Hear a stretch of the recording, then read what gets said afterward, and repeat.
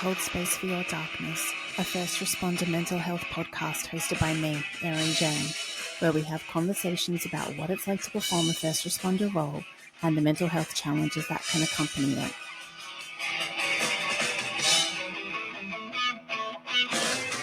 Hello and welcome to another episode of I Will Hold Space for Your Darkness, a first responder mental health podcast. I'm your host, Erin Jane, and today I am joined by another repeat guest, Josh Grandinetti. Josh is a retired firefighter captain after 15 years on the job, and he medically retired in the last, 4 months now?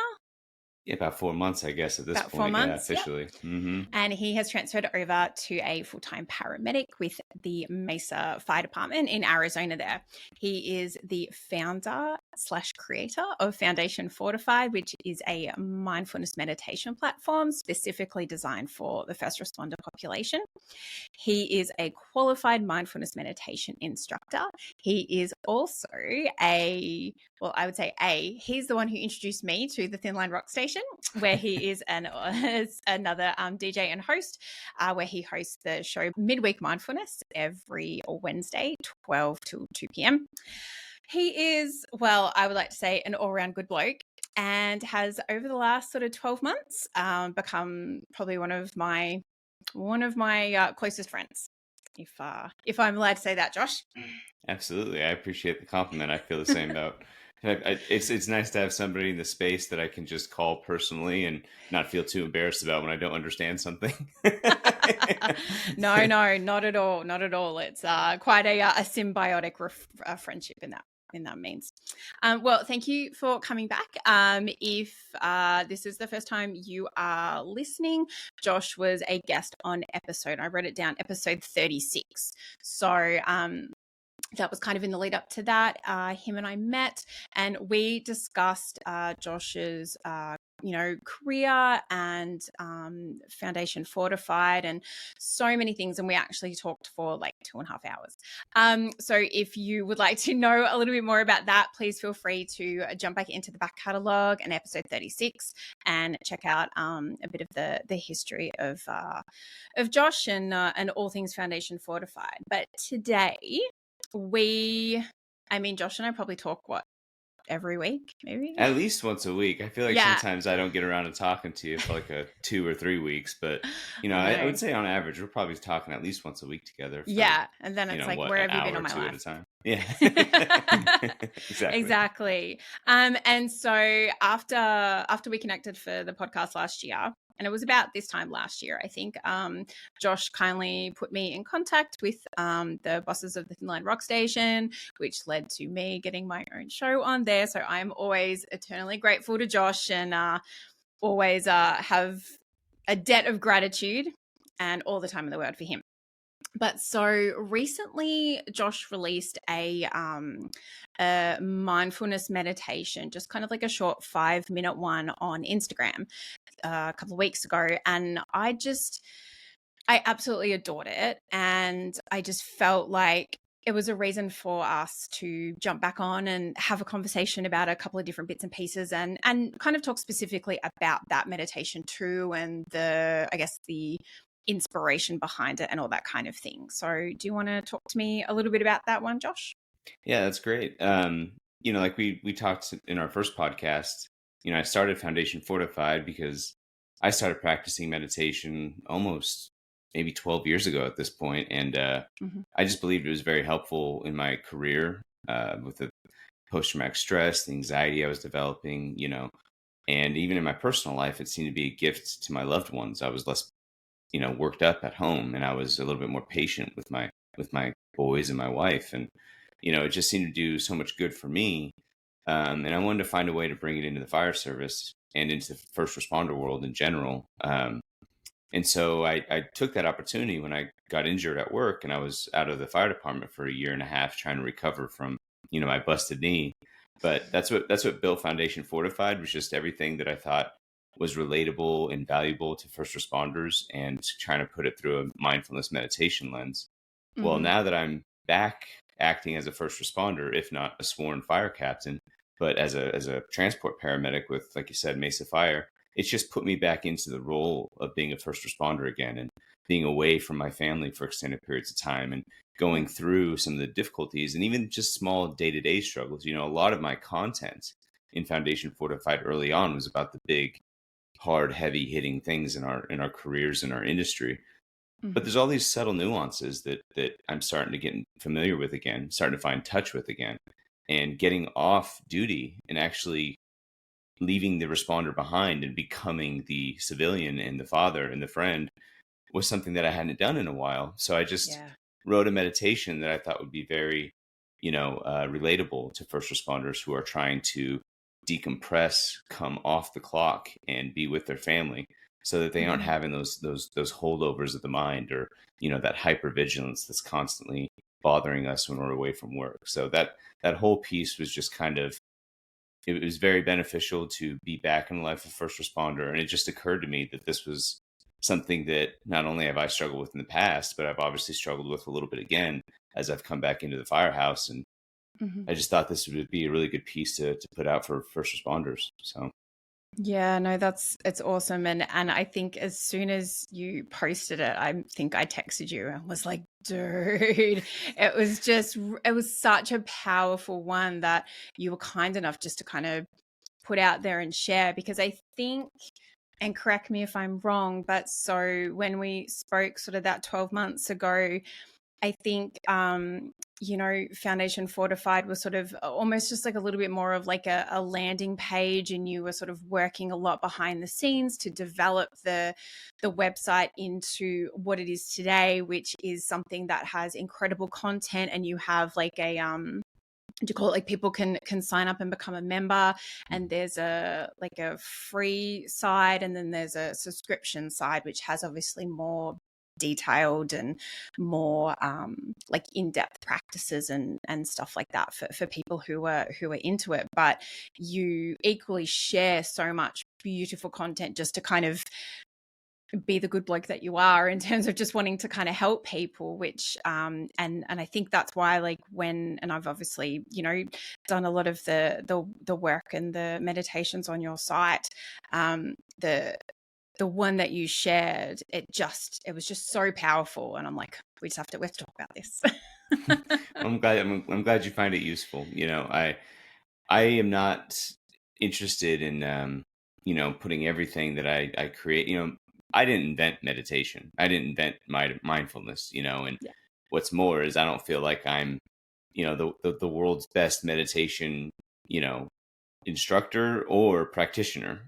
I'm just a regular first responder, and I'm just a regular man like the rest of us. And I just believe in the practice. I just believe that there are so many correlations between what we do on duty and what mindfulness meditation circles would teach if you could just tweeze apart some of the strangeness that is stuck there with Eastern religion and things like that. If you could just tease some of that apart, there's a baby in the bathwater here that's worth saving. But now that I'm back in the role of a first responder, and kind of on a more normal schedule with everything, I plan on just doing more and more meditations and putting them out like the one I just did. I'm not interested in putting everything behind a paywall for people. I legitimately feel like this is a practice that our industry should embrace, given its preventative measures, its low cost, and the obvious good that it does for people. Yeah. Like we said 12 months ago, it's very hard to find every first responder a therapist for $150 an hour and medication. And what's more is that's a reactive measure. Once you've gotten the mental health disease, so much of us wait for time and experience to, not only make us the first responders we want to be, but also to derange our minds. You kind of trade one for the other. You get experience in derangement, but there is a way to cultivate all of the benefits of a strong, present first responder on scene. Yeah. And also a strong, present first responder or family member or friend or father. You can cultivate all of this through a few minutes a day of just paying close attention to your mind. So that's what I'm trying to do, is just change the narrative and bring it to first responders in any way that I can. So I've always appreciated the fact that you've been such a dedicated fan, Erin. I am, darling. I am. No, I mean, first of all, like, I think it speaks to who you are, about the fact that you're like not just kind of in it to to make a buck, and like you said, like squirrel everything away behind a paywall. The whole point is you wanting to help people, and obviously the things like, with the subscription are like a lot more detailed, and it's a lot of time and effort that you put into to writing like the more extensive practices and meditation. So it makes sense that there would be a fee involved in something like that, because that's for people who really want to sort of delve into it, and essentially it's like they're kind of paying you to be like their private meditation mindfulness meditation instructor. But I think as well, what speaks to me too is the fact that, like you're saying, we can engage in all of the things that happen after we've, our bodies have experienced that stress, or like that, the chronic stress that we do with first responder careers. But I think also what your practice speaks to is strengthening the mind in the way that, and something that people listening I harp on about all the time, about being like proactive and preventative.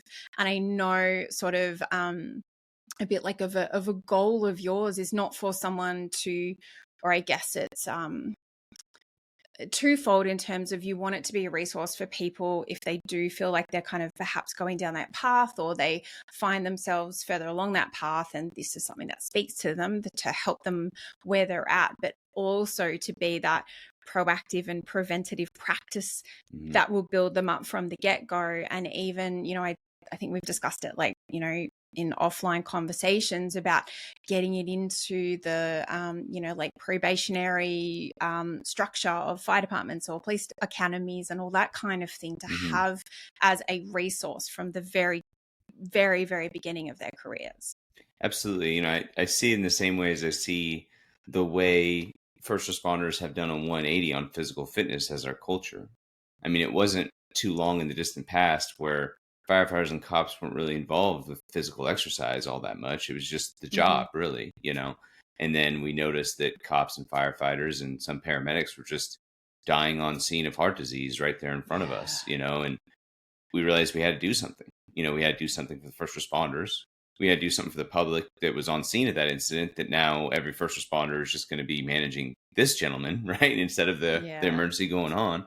And at the end of the day, we want to keep our first responders healthy. It's expensive to lose us, right?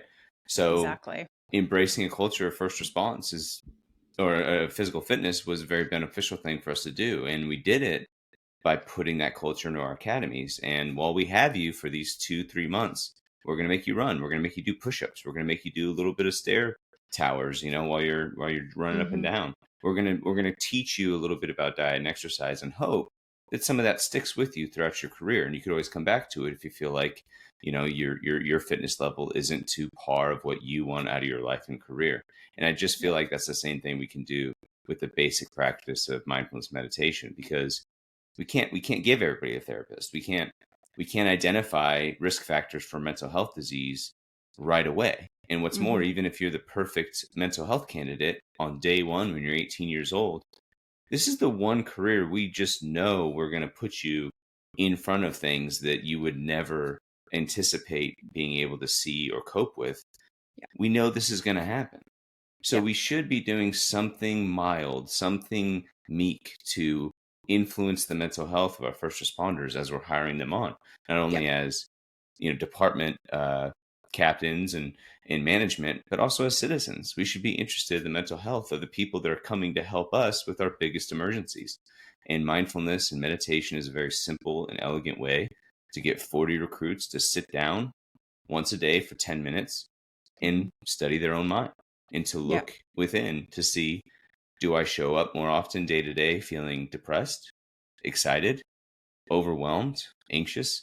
How am I sitting most often, and what am I experiencing? And that's going to give you a good indication of how you're developing and the kind of person you're becoming.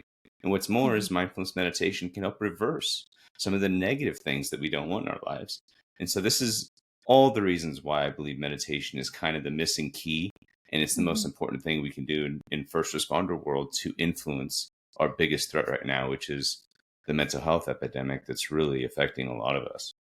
Yeah, absolutely. And also, like you're saying, if nothing else, it's kind of also about prolonging their careers, because if this is an area that they love and they want to remain in, giving them the tools to help themselves along the way also makes it so, I think in almost every first responder role at the moment, like retention is a significant issue.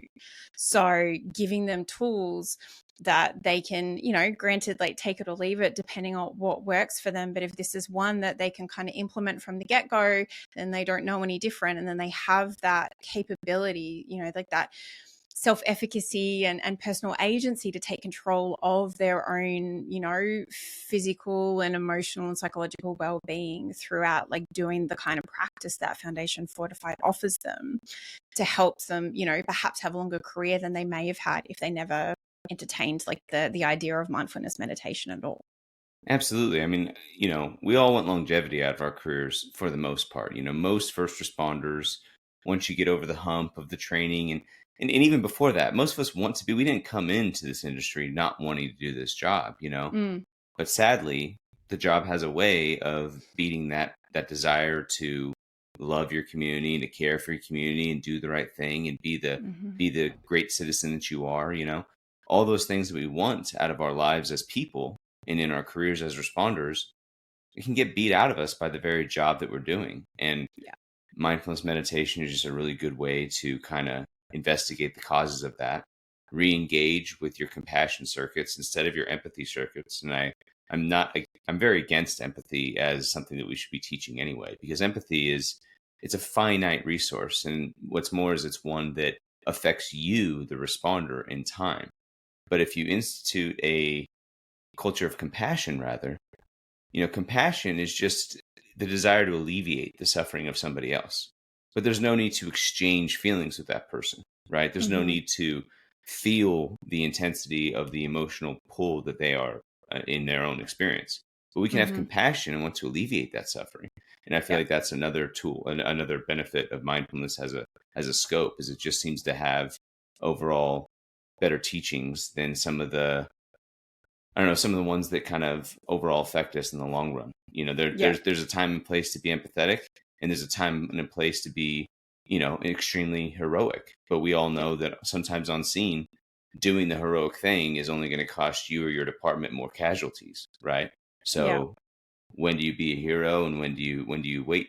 That's also something we train through in first responder. And there's all these different platitudes that mindfulness meditation can kind of help us learn and engage with and kind of begin to develop a new way of seeing the world, a new way, a new experience that we can kind of add on to our lives so that we can be better responders and better people in general. So yeah, it's funny you just like start talking about compassion, because I literally talked about it on my show on the radio last week and about how compassion can show up in our roles as first responders. And I think I did like a six different sort of little like avenues as to where it can show up. And you've really just given me something to think about, because when you were like, I'm a little against empathy, I'm like, my heart sort of was like, you fucking struck me in the heart with a dagger.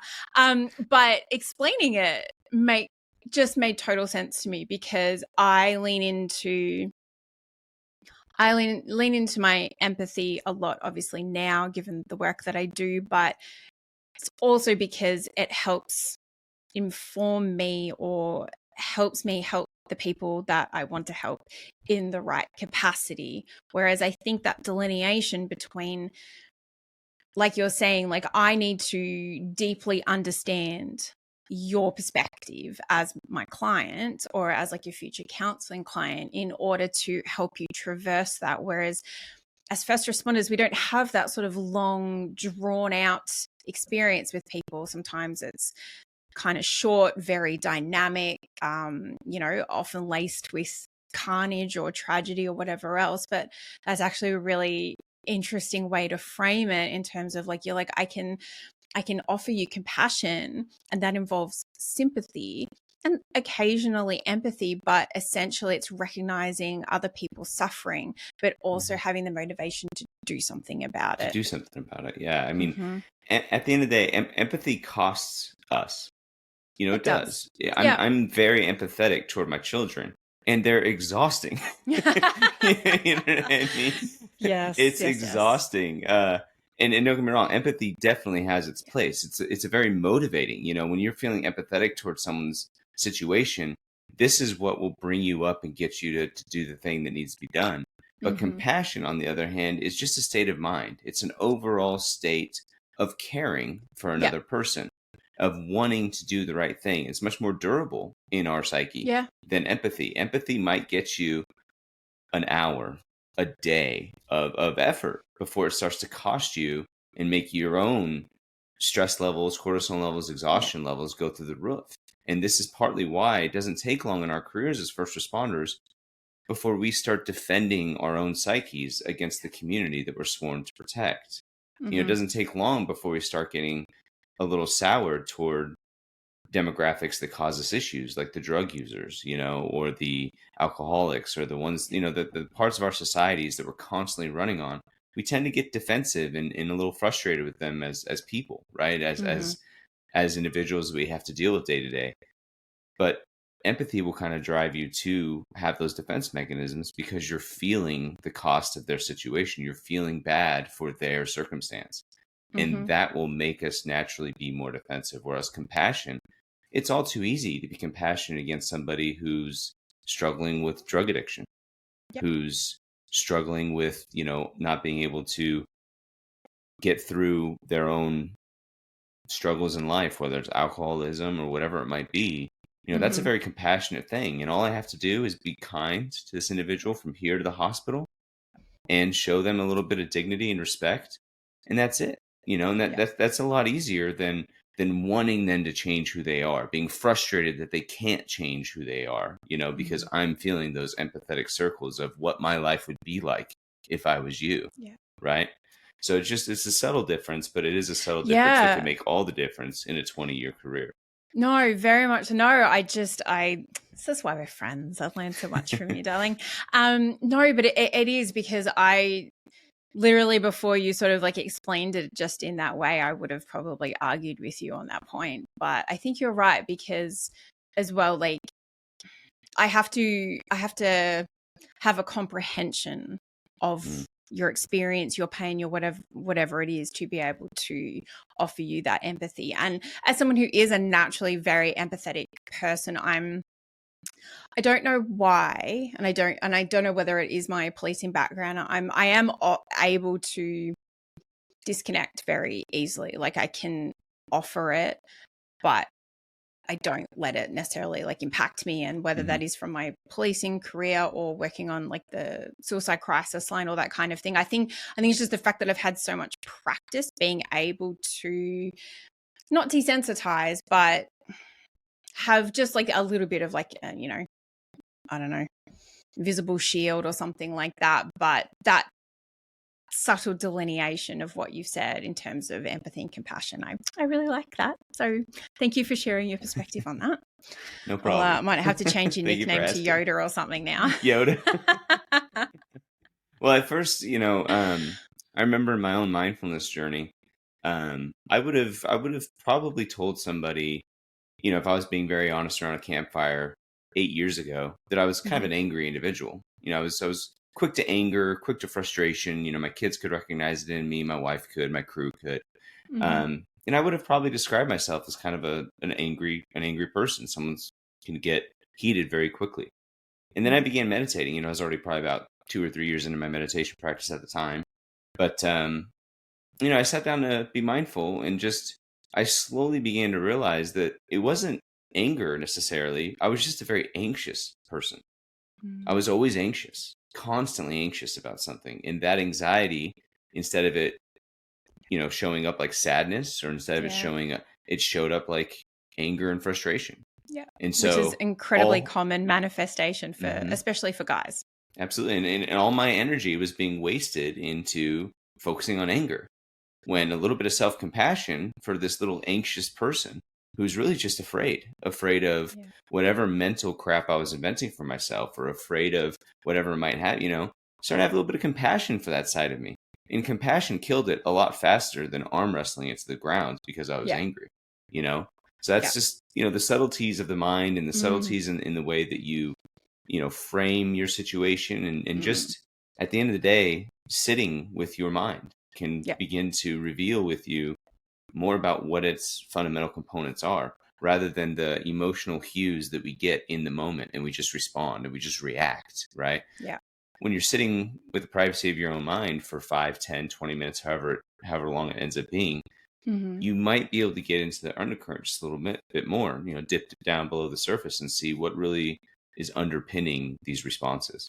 Yeah, absolutely. And I think sort of we both can probably speak to the power of practicing self-compassion. Like, I think we might do it in slightly different ways, but I mean, I know for me, I probably discovered it a few years ago, like when my kids were a little bit younger, like probably even like before I went down the coaching path or anything like that. And whether you are a first responder, whether you are a young parent, or a parent with young children, being overwhelmed by a lot of things, I think, is really common in both domains. And being able to stop for a minute, whether you have lost your temper, whether you just feeling in complete and utter overwhelm and don't know what to do with yourself, being able to just kind of stop for a minute and take a breath and just kind of have that acknowledgement of okay, I'm finding this really challenging right now, and that's okay.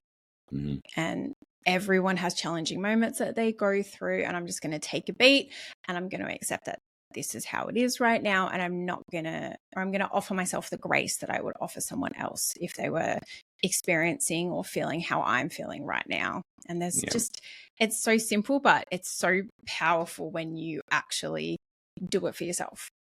My dad used to tell me something you just said there. My dad used to tell me growing up all the time that common sense was learning from your mistakes, and wisdom is the ability to learn from other people's mistakes. Ooh. And I always thought that it's such an elegant way of putting it. It's like there are all these ways in which you develop common sense, you develop an understanding, but the really wise among us are the ones that can look across the table and see somebody get that DUI and realize, okay, I'm not going to make that mistake in my life. Just learning from the mistakes of others is one of the best ways to kind of catapult yourself forward in the world. You know what I mean? When people start to learn from the decisions of others, Yeah. Wise words from Papa Grandinetti there. Papa Grandinetti. I've got a million of them from that guy. Well, I have none, so feel free to share them all the time. I'll share them all.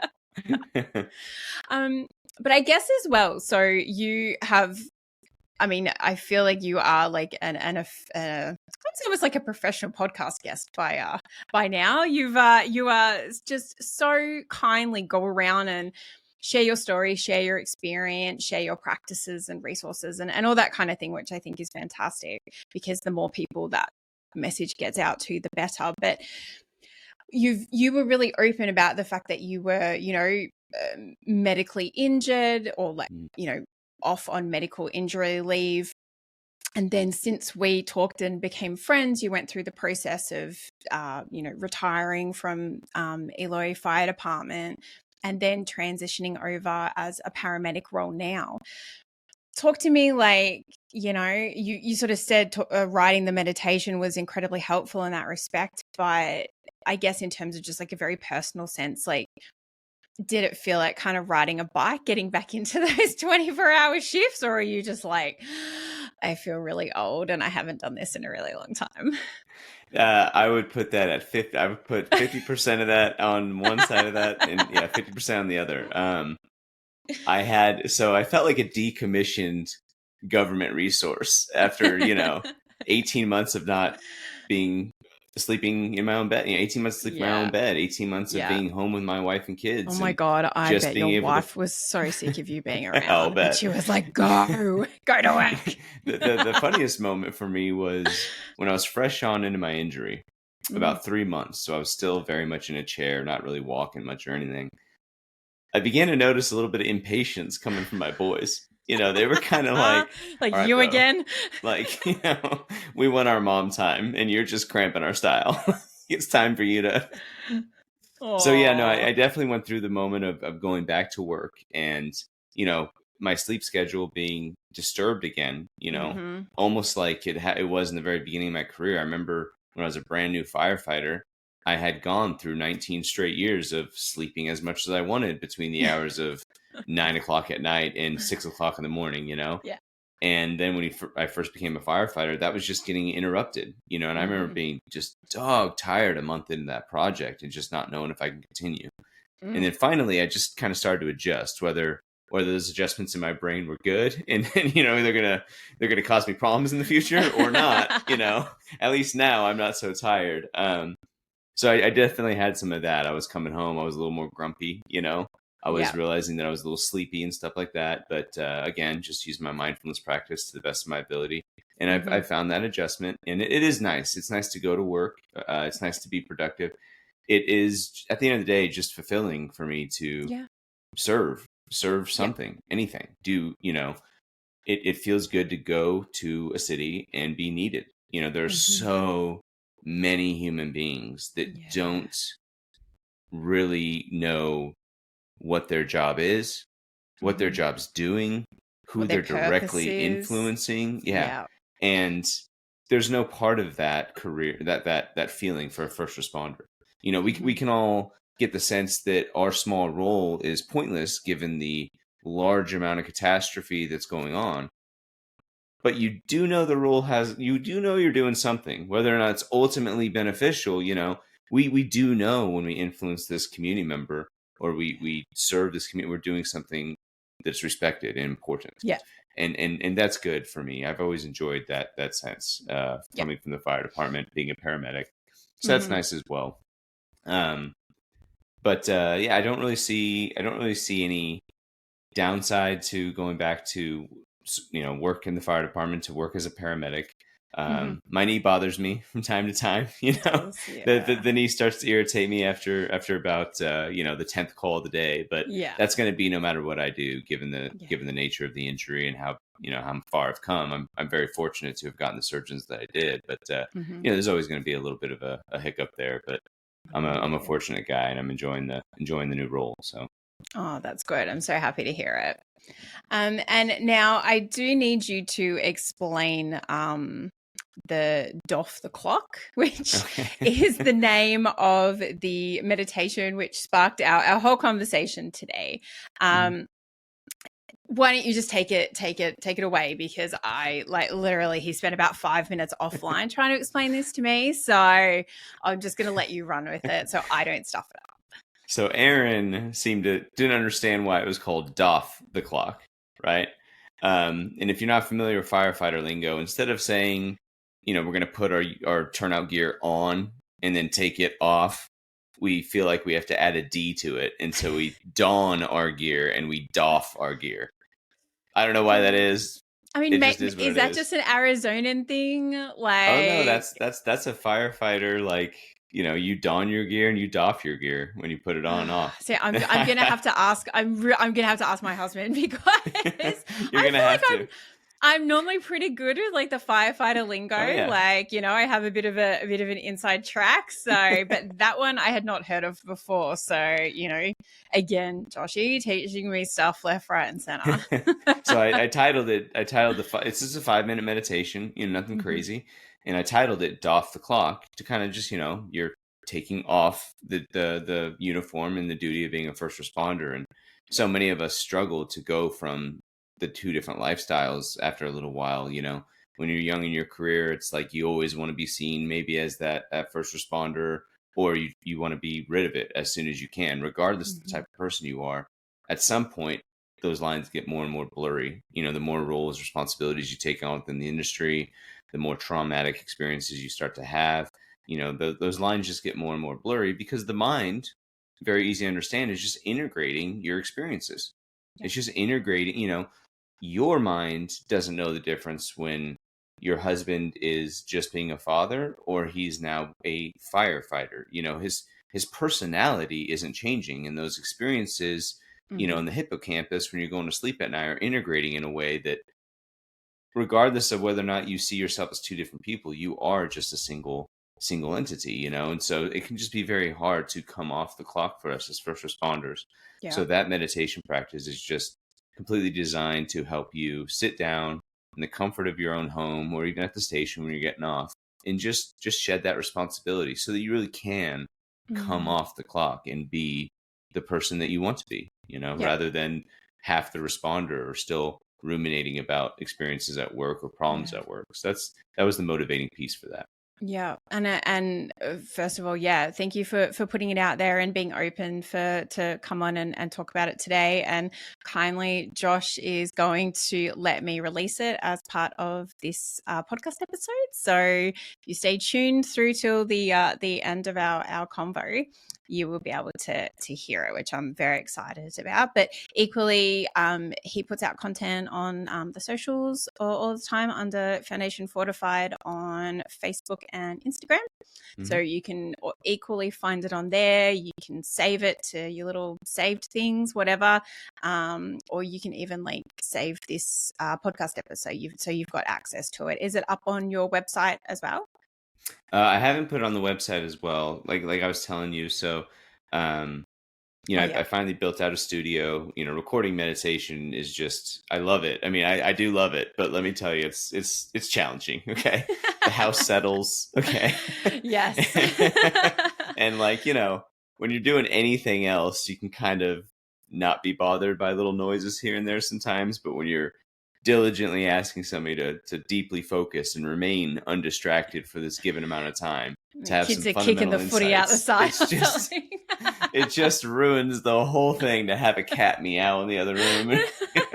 So I finally built out a recording studio out of my house, and it's going really well. And the only downside to the whole project has been realizing that I have to go redo all my audio so that I can give my my contemplatives the best experience they can have on my platform. So I am re-recording all of my stuff. But if you go to foundationfortified.org, you'll find that the quality of everything on the free side and almost half the stuff on the subscriber side now has been redone, repurposed, and rebuilt up with a better audio, because it is just important to me to put out quality product, regardless of whether or not it was old material, quote, old material or new. I don't want to be different halfway through. So I'm just re-recording everything to make it sound good. And I think it's so lovely that you're that diligent, but I also think you are your own worst critic, because I don't think there was anything wrong with any of the other stuff. But I do understand the desire to, have it be exactly how you want it to be. So that does make sense to me. I was going to say, I didn't want to interrupt, while you were explaining it, but how you were something about when they're either being a responder or being a husband or a father or something like that at home. And then immediately in my head, you were I think you'd said something about my husband. I'm he's kind of just dickish. But it's fine. I'll say it to his face. It's okay. He's used to it. That's all right. It's how we roll. But so I would also really love to hear too, because we mentioned it at the top of the show that when we connected last year, had you either just started with the Thin Line Rock Station or maybe it was in the works? Yeah, I was brand new. So, I mean, I had maybe been doing the Thin Line Rock Station for 3 months when you and I started getting pretty familiar with each other. And I don't think creepy, it was, but okay. Yeah, that sounds a little strange. When we were getting Sorry, more I had to say family. Yeah, but we started communicating more and more. I think, you asked me about the Thin Line. I said, this is look, nice branding right there. Exactly. Everybody at home. See how I did that? Yeah. But yeah, I think you were asking me more about my craft, and I was still learning it, so I wasn't really sure. But I knew you'd be a great fit just because you are so bubbly and you are so kind, and you just know, and you just live first responders, and you just want to be around more cops and around more firefighters, and you just care about the people who care for others. So I knew it'd be a great fit, and it was just so obvious. So. You did just make me sound a little bit like a badge bunny, but I'm gonna figure it out because it was the best of intentions. Yeah, but you sounded like the best badge bunny. I do like to excel at these things. Sorry. She was there. I had to do it. So essentially, you guys are basically just overhearing like a conversation that Josh and I would have, like, you know, offline. Welcome to the shit show, as I like to say. Although, if people have been tuning into the Thin Line Rock Station, Josh and I jumped on last Christmas, and we did a bit of a joint show, which we are hoping to make a bit of a Christmas Day tradition on the Thin Line Rock Station. I may or may not have mentioned that to our boss the other day. Oh, you did? It was like, I just happened to be talking to him and was like, oh, Josh is going to like send you an email, but essentially we're just telling you that this is what's going to happen. And he was like, all right. He just laughed. So cool. I don't know if he was laughing with me or at me, but I choose to... I think it's fun. I think it's a great time. The positive one. I had a great time. I think this year we'll have better equipment, so it'll go smoother for everybody. Last year I was stuck in my closet, struggling for audio space. So this year we're getting better. We're getting better as we move forward. We got there in the end. So it was fine. It was fine. But I think as well, given the opportunity and I always like to refer to it as a privilege. Like it's a privilege to be granted access to an audience like that is typically, current, former first responders, whether they're on duty, off duty, all that kind of thing. And I guess I like wonder what your experience is, because you've been doing it longer and I do 2 shows a week, and it's not impacted the way I do my podcast, but I guess it probably has in a little bit, because a lot of the things, so like I have to come up with something to talk about twice a week for 2 hours each of those times. And it's great because it makes my mind like tick over constantly. But I guess probably things that I would probably maybe want to jump on and do for like a mindfulness Mondays episode, I kind of just end up doing that twice a week on the radio show, which I just kind of think I'm really fortunate to be able to do and really happy about that. Like, how does it impact having to kind of think of content for the radio show in terms of, and then how does that reflect back with your like mindfulness, meditation, either practice or output and all that kind of thing? It's a good question. So as we were talking about earlier, I'm now back in the saddle as a first responder. I'm running to calls on a very regular basis. A third of my days are spent away from my family at a firehouse now, running on medical calls. And that has just made, content creation 10 times easier, and it's not that I'm, actively taking snapshots. It's just like, I'll make a mistake, or someone else in my environment will make a mistake, or, a situation will arise within my day as a first responder where a little bit more mindfulness applied here in this direction or that direction would have added to the situation, or everyone would have benefited from the situation, right? Or I just try to notice when I make, like I said earlier, like when I make a mistake and I reflect back on what I could have done better in this interaction with the coworker.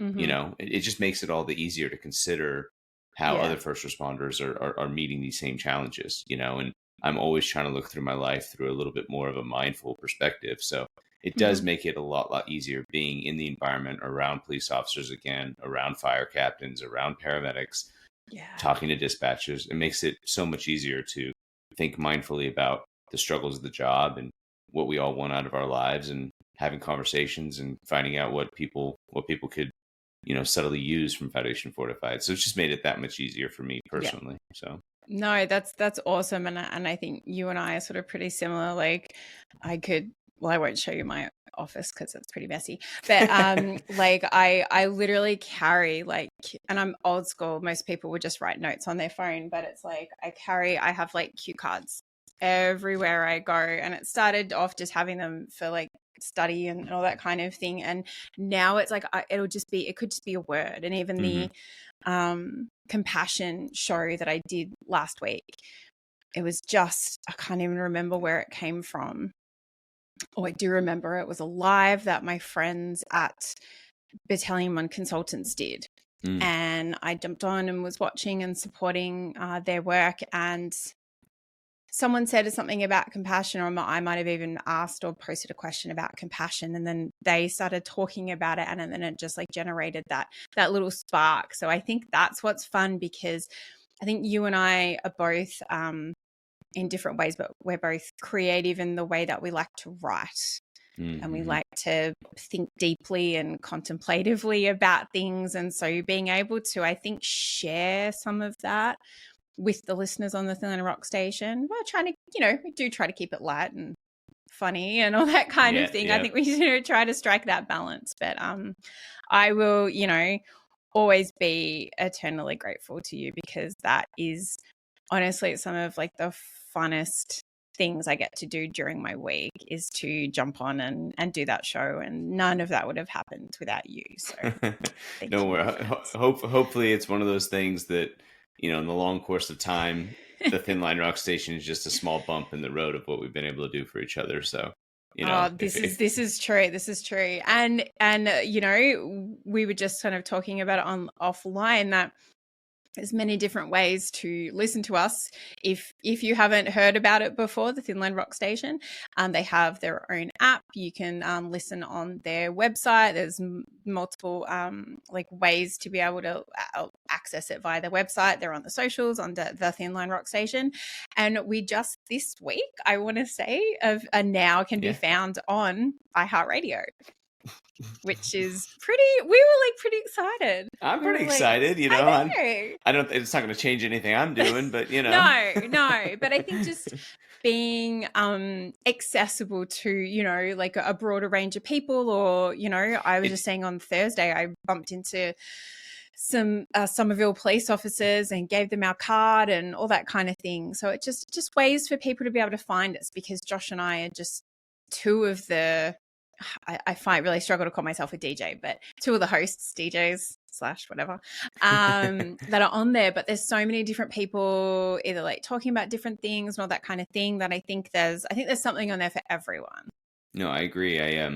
Get them having achieved the iHeartRadio just kind of feels like, it feels like the same kind of feeling of when your fire chief or assistant chief or police chief accomplishes something big for the department. It just feels like that. Yeah. All right. You know what I mean? Like, it's not going to affect how you operate within your crew or how you do your job with the community, but it just feels good to see what you're, we all like to know that we're part of something bigger than ourselves. And when you start to see it doing something bigger than you, you get that feeling, Exactly. and it kind of feels like the Thin Line Rock Station is something bigger than me. And so when things happen, with Foundation Fortified, I have to move all the chess pieces, right?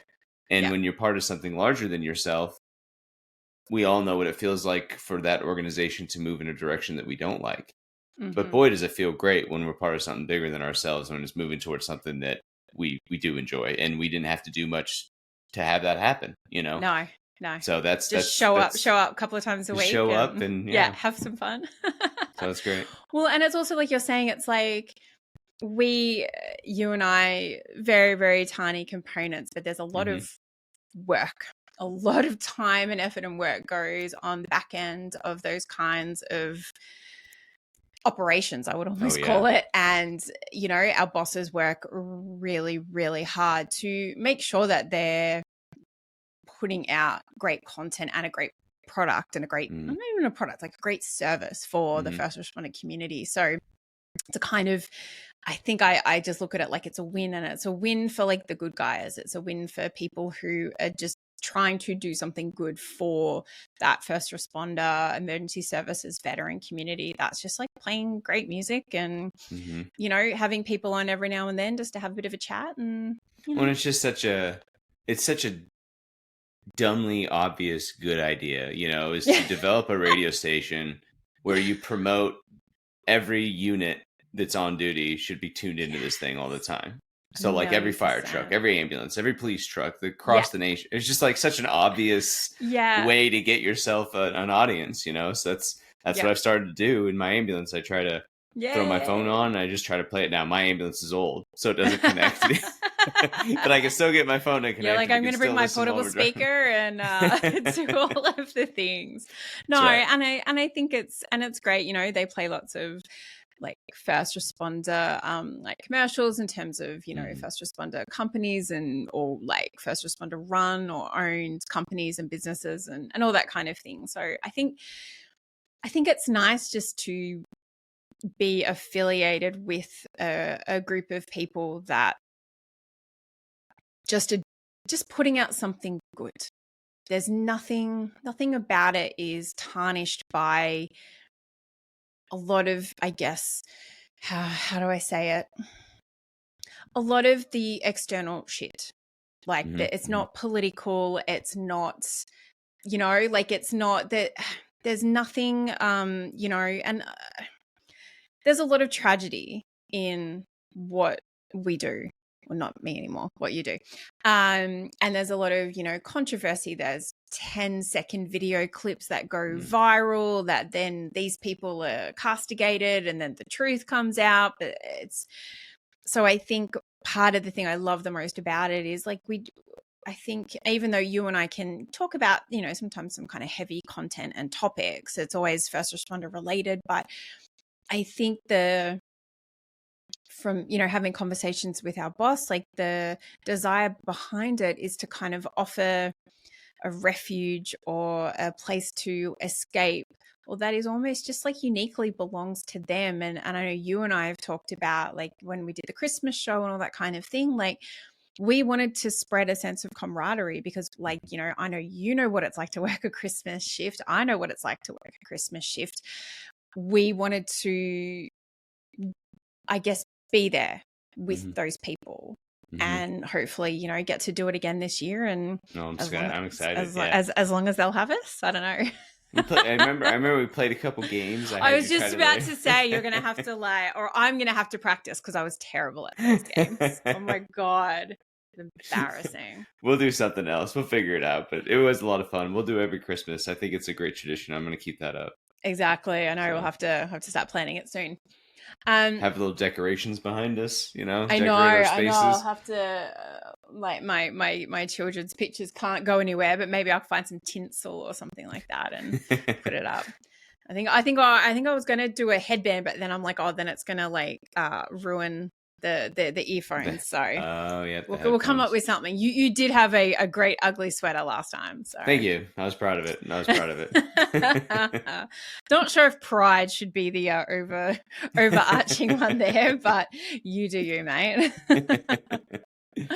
And I think one of the other things that we wanted to address too, which was I think something that maybe it was like an offline conversation we were having. I'm not quite sure what sparked it, but it was kind of the phrase of like when people say that they're quote unquote working on themselves or I'm working on myself or something like that. I feel like there was sort of something that you wanted to just kind of like have a bit of a chat about in regards to that. Well, yeah, you know, it's so I'm always kind of thinking out loud to, you know, my wife, the wall, the dog, whoever's listening, you know, whoever's listening, I'm thinking out loud to. And I've just heard people in my environment over the last week or two on a very regular basis say, well, I've been working on that with myself, or I'm working on myself in that context or that domain, or I'm working on myself. And it's a phrase I hear very regularly, and I just have no idea what people mean when they say it. You know, I feel like it's a cop-out phrase in a lot of ways. You know, no one who's working on themselves or improving themselves needs to talk about it that often or reference it. And you know, what does it mean to work on? What is it? An activity that one has to do? Is it a therapist one has to go see? Or you know, in my world, working on yourself is noticing right now that you've become overclouded with anger, or right now that you've become, you know, shadowed by frustration, or in this next moment, now you are a little bit impatient. You know, those are all negative emotions, but you could do it the other way too, you know, noticing right now that there's something to be happy for, you know, Yeah. noticing right now that, okay, maybe it's a little warm in this room, but I'm enjoying talking with my friend and talking to a great audience. And it's like, I'll sit in this warm room for the rest of my life because of all these other great things that are happening. Right. But Yeah. we as people, we get so dogmatically focused on the one thing in our environment That's that wrong needs or to be something. commented on or Yeah. needs to be, fixed, instead of just realizing that the other 90% of the room, 95% of the room is everything you could possibly want. So I'm curious what you think it means when somebody says they're working on themselves, or if that's Yeah. just a cop out for, like, to me, Yeah. I don't know. I don't Um, know. yeah. So I see where you're coming from very much in terms of like it can easily sound like a bit of a cop out, because I think anyone who's on any kind of social media, and it wouldn't even have to be that, just, the internet in general these days, I think there's a lot of like pop culture, but that kind of pop psychology culture of like, everyone's being traumatized, everyone's a narcissist, everyone's being gaslit. Like, I think there's a lot of psychological terminology that is now in our everyday speech, right? Or like the zeitgeist, and people use the terms, and I think some things are definitely overused. So I think that can be one of them, like someone saying, oh, I'm just like working on myself or whatever else. But I look at it like because I am, your elder statesman. What am I, 5? I think I'm 5 years older than you. Maybe. There have been times in my life where I have actively, quote unquote, like worked on myself, and when I look at it like working on myself, I think it's you're reconciling aspects of your life. So I know for me, get real, like raw and honest with you, that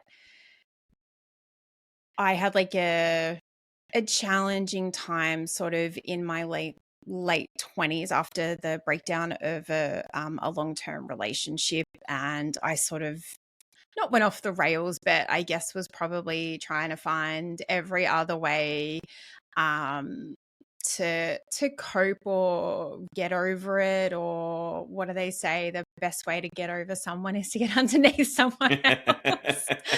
That old chestnut. That old chestnut. Yeah. So, but I reached a point where it was like, this isn't serving me anymore, and I'm not fulfilled by this, and it's actually kind of making me feel worse.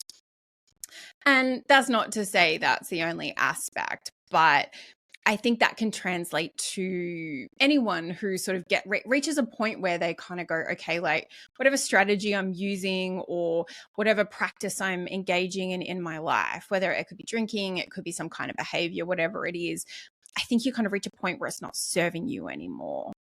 And you take like an intentional moment to, I look at it like you sit in it.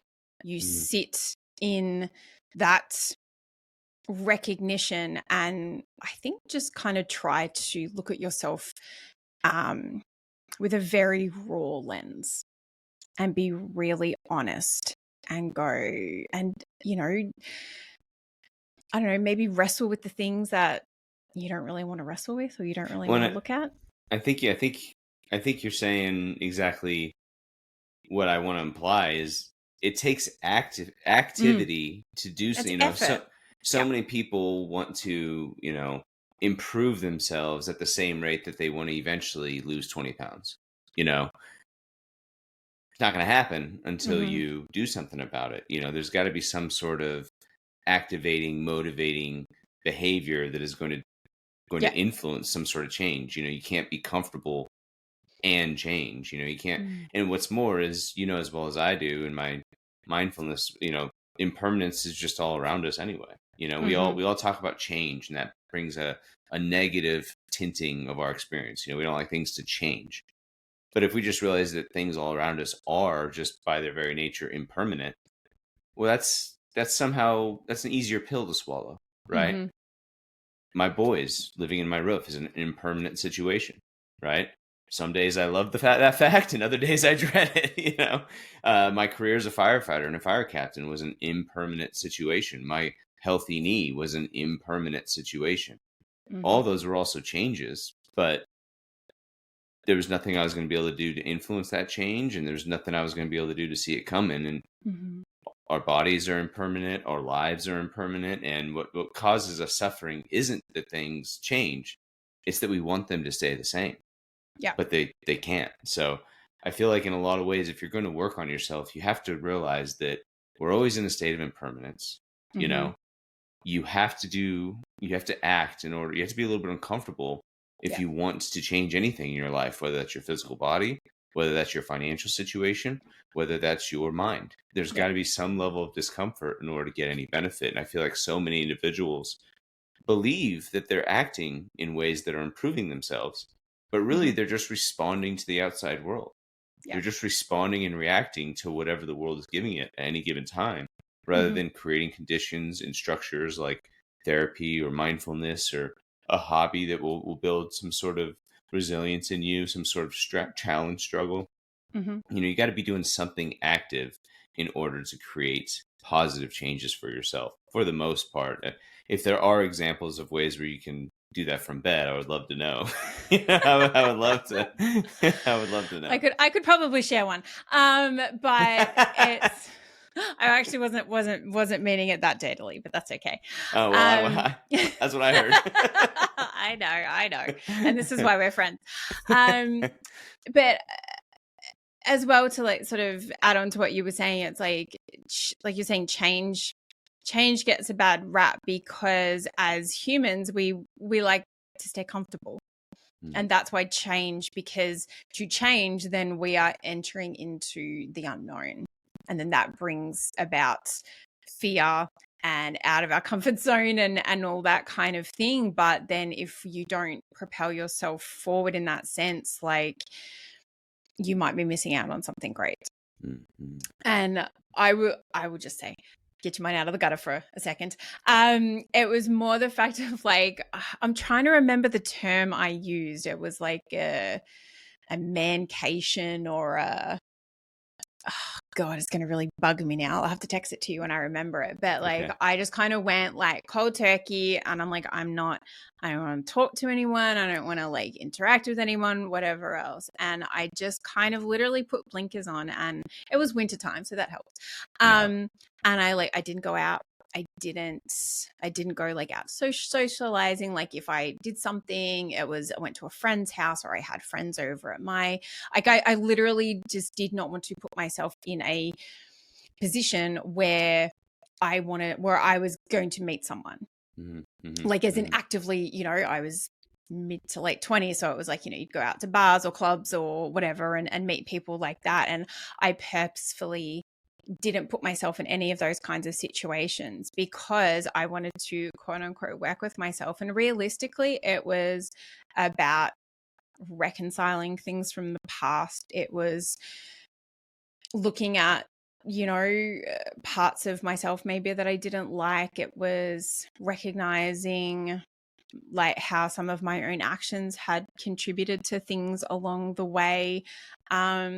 And I look at it like, maybe if I hadn't done that, I wouldn't have been in a place or like emotionally ready that when I met my husband, I might not have healed enough from stuff in the past to actually be able to go, oh yeah, I can upend my whole life and move across the other side of the world and marry this guy. And 11 years and 2 kids later, like it's worked out. But if I sort of probably hadn't taken that time to reconcile things, and I also think, like you're saying, it's that the impermanence, like everything is changing, whether we like it or not. Or so notice it or not. Yeah. So I think it's like if you're not open and willing to change, or I look at it like is it changing or is it improving on everything that's come before or everything you've already built on? Because do you just want to stay where you are? Like it's like firefighters, you become a firefighter, then you become a lieutenant and then a captain and then this and that, or like whatever rank structure or whatever first responder domain you find yourself in. Like people are always seeking excellence, right? And so why does that not apply to ourselves. And I did work on myself in my late 20s. I worked on myself and learnt self-compassion as a mum of 2 young kids. I worked through a lot of like other bits and pieces sort of towards like the like my sort of late 30s, things that came up from my previous policing career that had no idea was still sort of like under the surface for me. And it was a process. It was going back and taking the time to really delve into the nitty gritty. So, and coming out the other side and going, oh my God, I feel so much lighter. And I didn't realize I was carrying this weight around for like the last decade. I see. Yeah. And I had no idea. And yet, if I hadn't done that quote unquote work, and it's going to look different for everyone, but I just kind of think I really strongly believe in being honest and being authentic and looking at ourselves with a very raw lens, because I just think we deserve it. We deserve not to hide from our own bullshit, because once you process it and you like release it, then you're good. Yeah, you said something earlier, it was a little off topic a moment ago, like but you in said, my diatribe. You said everyone's always striving for excellence, and I couldn't agree more. And I think that's a completely wasted project, and it's a waste of one's time. You know, what you should seek is to have a very fulfilling, ordinary life, a very fulfilling, ordinary experience, and find a simple joy. I mean, there's nothing extra about being a firefighter, police officer, or being an ambulance worker or a dispatcher. You know, there's nothing intrinsic. You know, very few of us are going to stand at the top of mankind with all the money and fame and power and resource. You know what I mean? Like, very few of us are going to climb that. And, you know, I'm constantly, and this is going to sound pretty depraved, but, you know, one of the things that I find so interesting is how often we pass by large cemeteries in our communities, you know, and I will probably, if I'm being honest with the audience, not go visit my great grandpa's gravesite, like, ever. You know, I wouldn't even know where it is. And it just doesn't take very long before your legacy, your excellent legacy that you're spending all of your extra overtime going to the department so you can make some name for yourself, or, you know, do some amazing, crazy excursion that's going to, we all spend so much of our time and resources dedicated to trying to build some excellent legacy that at the end of the day, you know, a very ordinary father and a very ordinary husband and a very ordinary fire captain can do very extraordinary things if you're present where you are. And the problem with excellence, and the idea of excellence as it's taught in our culture, is that you have to abandon everything ordinary to get there. And I just think that's a backwards way of seeing the world, especially this side of 30 years old, where I'm relatively sure that very little is going to happen in my world that's going to, you know, project me above the rest of the people. And you know what I mean? Why would I want that anyway? You're alone there anyway. You know what I mean? There's no one to celebrate with if you abandon all of your ordinary joy and happiness that you have to get it, if that makes sense. So no, that does make sense. I think there is something to be, I think, but how do I want to say it? I think there is something extraordinary in the ordinary if it's the life that you're. I would completely agree with that statement. Well, there you go. All right. End podcast.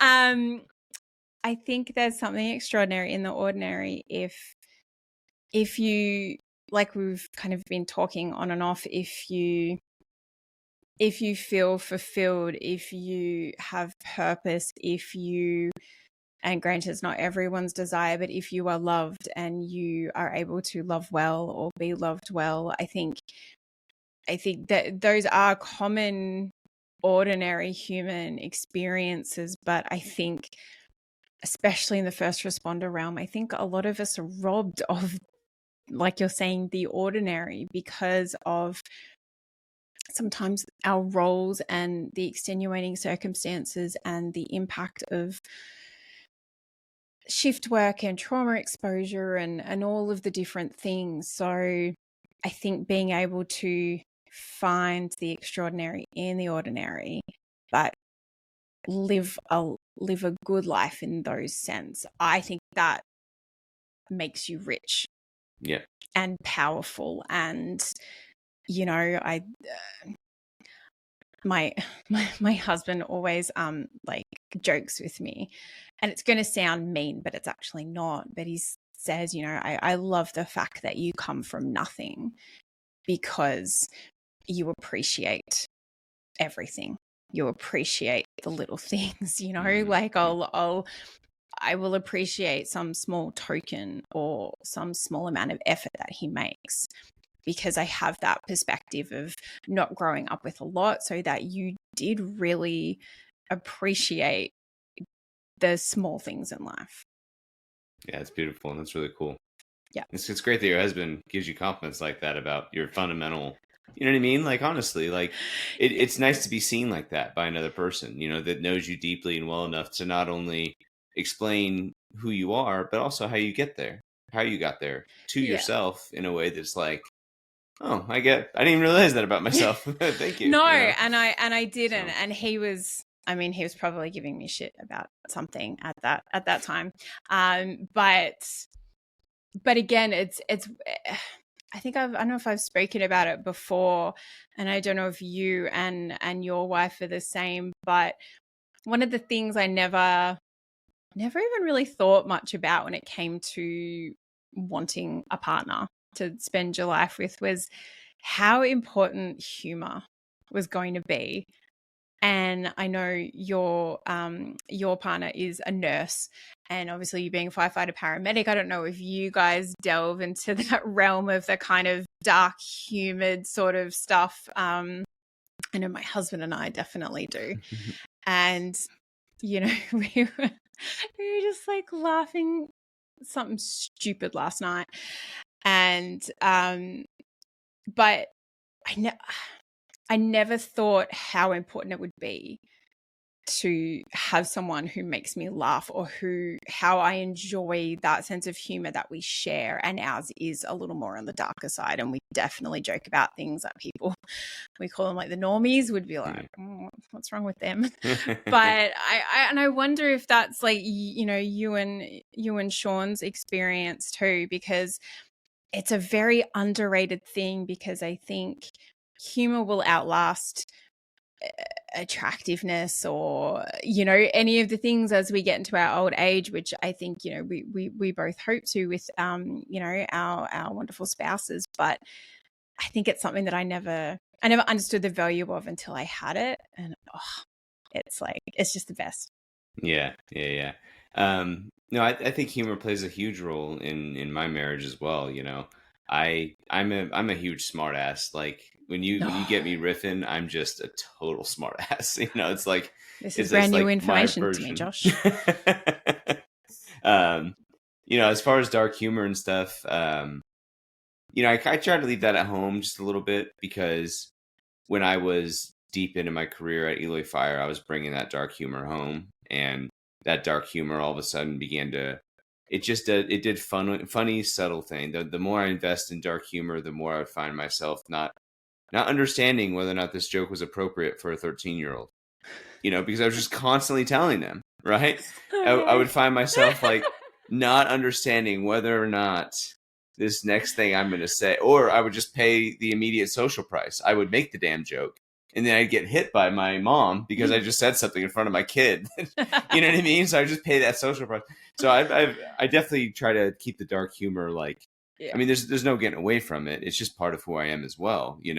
I've seen a lot of things are a little bit easier to swallow when you apply a little bit of sarcasm or a little bit of a veil of humor to it. But it doesn't mean my kids need to hear it. You know what I mean? It doesn't mean my wife and I can definitely get going about something in the privacy of our bedrooms. But even then, she's a school nurse, and she doesn't have to have the mind of me, and if anything, I wouldn't want her to. Why would I want to? You and your husband are both first responders. You both have driven your experiences for, and I definitely open up to my wife when I'm struggling, but I don't want to taint her worldview of the world Yeah. either in a way that, makes her a little bit more nervous to have her kids walk around their hometown. Yeah. Why would I want to do that to her? Yeah. So Yeah. there are little things I try to be perceptive of, but it doesn't mean I'm perfect all the time, every No. time. So Yeah. No. Well, she's probably better than both of us combined. So, if you do need to share an offensive joke, you have my number. I know who You to can call. always call me. I know. And again, this is why we're friends. I'll just be like, when I finally have the opportunity to meet Sean, I'm just going to like high five her. She'll be like, you're it. You're it. You can listen to all of his bullshit.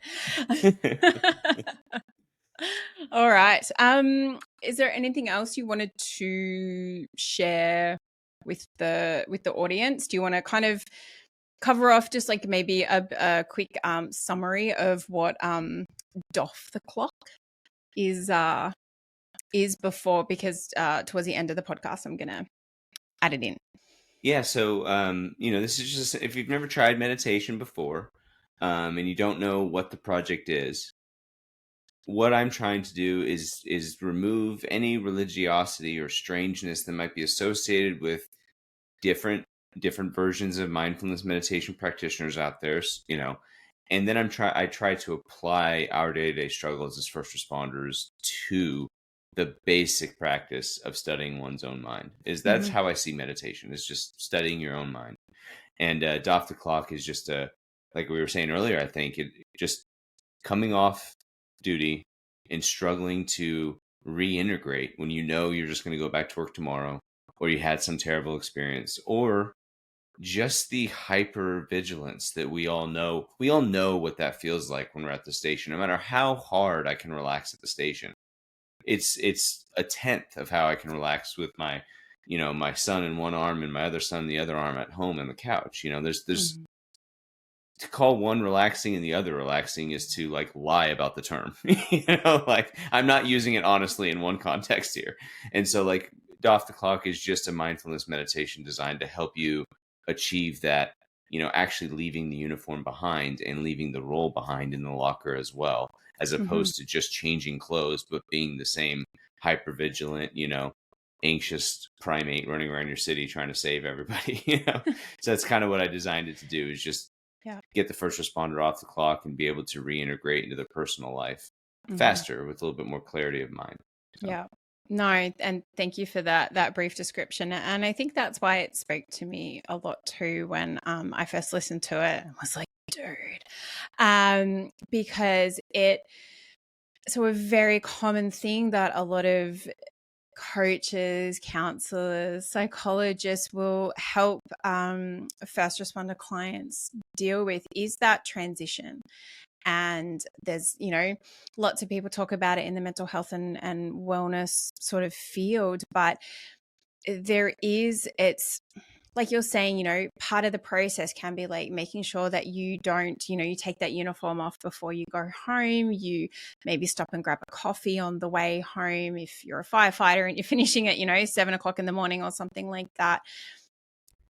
Having those kind of decompression practices, blasting a podcast or a song or something like that on your drive home, like these are all minor physical, but you're also, I think, offering people that kind of psychological decompression and switch over from that work persona to that home life persona, which I think is something that's really important and really valuable, because I do think a lot of us struggle. And then when we don't know how to do it accurately, that's when, like you're saying, it does spill into our personal life and come home and be a bit of a dick to our partner or snap at the kids and all that kind of thing. And you're not wanting to act like that. No.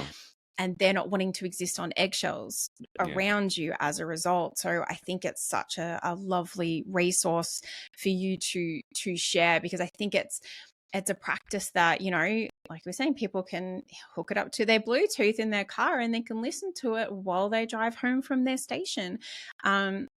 or, sit in their car before they take off and just have that sort of decompression. So thank you for putting it out there and being open to come on here and have it as the little spark / excuse. As the excuse to get together with each other. Absolutely. Exactly. And I'll be putting more and more out now that I'm on a regular schedule. I'm really hoping to try to put, more meditations out as much as I can along with the rest of my content. But what I am is a meditation teacher, and I built Foundation Fortified and then had to kind of get busy again, trying to reintegrate with a new career. And now I'm just ready to be a paramedic one day, father another day, and then just build my mindfulness meditation for first responders on the third, and just that's what I hope to do with the rest of my days here, so yeah. No, that's awesome. And thank you for being willing to share it with the podcast audience. So if you guys will stay listening, you will hear Josh's doff the clock mindfulness meditation practice at the end of the podcast. So stay tuned for that. But in the meantime, thank you for your time today, Josh. Really, really appreciate it. It is, we meet people in our lives for various reasons, but you sort of came into my realm as, just another sort of random podcast guest. But I am fortunate that I make some lovely friendships and connections, and you have been a really important and impactful one in my life. So thank you for that. Well, I care about you just so much, Erin. It's been nothing but a pleasure getting to know you more and more. And I know we got a lot of future work and collaborations to do together. So let's get on that ball. There you go. Thin line, Roxy. I know. I can't help I feel the same way. I'm very fortunate to have met you as well. So. Thank you, darling. All right, we'll wrap it up. And so all of our fine listeners can listen in. And if you are interested in hearing more, please follow Josh on the socials under Foundation Fortified and www.foundationfortified.org. Correct. Oh, I got it right. Good work. All right, guys, this has been another episode of I Will Hold Space for Your Darkness, a First Responder Mental Health podcast. I've been your host, Erin Jane. And as always, let me listen in a way you've never been heard. Cheers. You've made it through another shift. Perhaps it was busy and chaotic, or maybe it was routine and rigmarole. But as you come off shift, before stepping into your next role as a partner, a parent, or a friend, give yourself this time to officially come off duty. Begin by finding a comfortable seat and allowing your arms to rest in your lap, ensuring that your spine is tall and poised. And arrive on scene of the breath. Inhaling through the nose and controlling the exhale through the mouth. Just feel the hum of your body idling.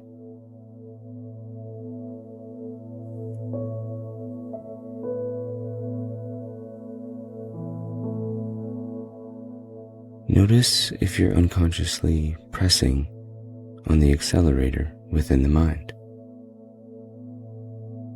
Often we do this by clinging to thoughts that ground us to the past, or anxieties that project us into the future. Right now, just arrive on scene of this situation. Consider the way first responders tend to heighten our situational awareness as the scene demands more PPE. The more dangerous the call, the more gear we need to put on, and the sharper our awareness must be. These two forces, protection and presence, go hand in hand as we fulfill our duties. Today we'll apply that same framework, but in reverse.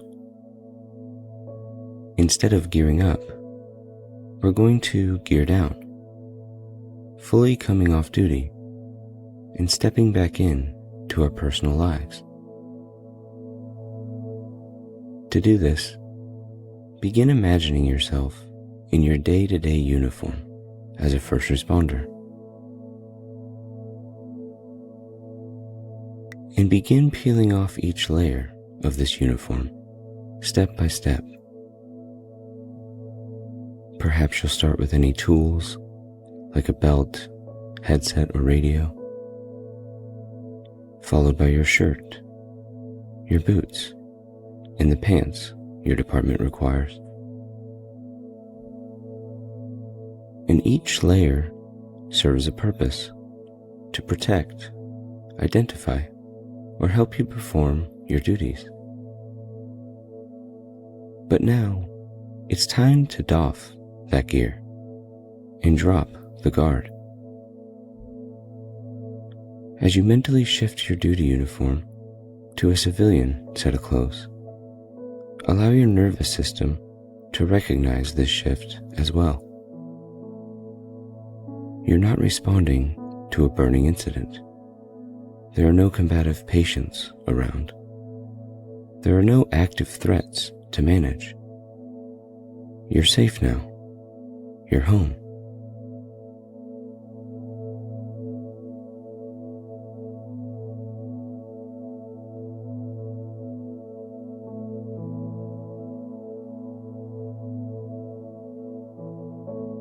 Each time you notice your mind begin to wander back to work, realize that you've put your uniform back on, and just begin again, peeling off each layer, step by step.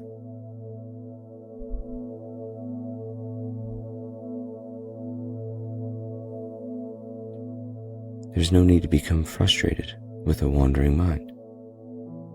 When this happens, just begin again, mentally exchanging your badge for your wallet, a duty shirt for a t-shirt, and your boots for a pair of flip-flops.